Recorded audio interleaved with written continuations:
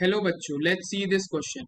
If the activation energy of a reaction is 800 calorie per mole at temperature of 200 Kelvin, the percentage of molecules having energy greater or equal to activation energy is given is e की power 2 is equal to 7.38.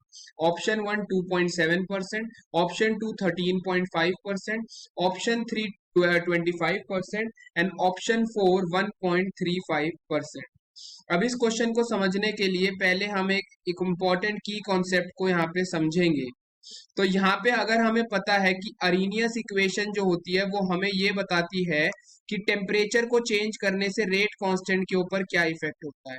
This equation is given by K is equal to A E की power minus E A by R T. इस equation के अंदर जो ये factor होता है this is nothing but it basically tells us, ये हमें इसके बारे में बताता है about the fraction of molecules having energy greater than और equal to the activation energy.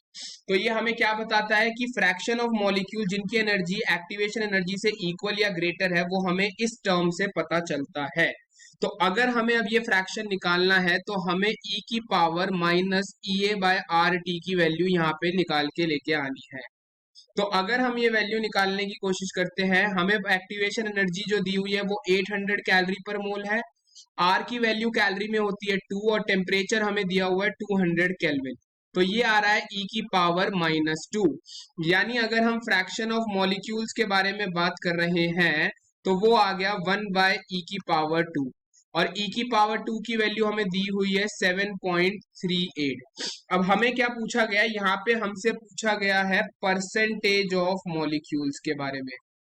Percentage of molecule अगर हमें निकालना है तो हम इसको क्या कर देंगे, फ्रैक्शन को 100 से मल्टीप्लाई कर देंगे तो हमारा आंसर आ जाएगा 13.5%। यानी हमारा करेक्ट ऑप्शन हो गया option 2 13.5%। I hope you understood it well. All the best, thank you.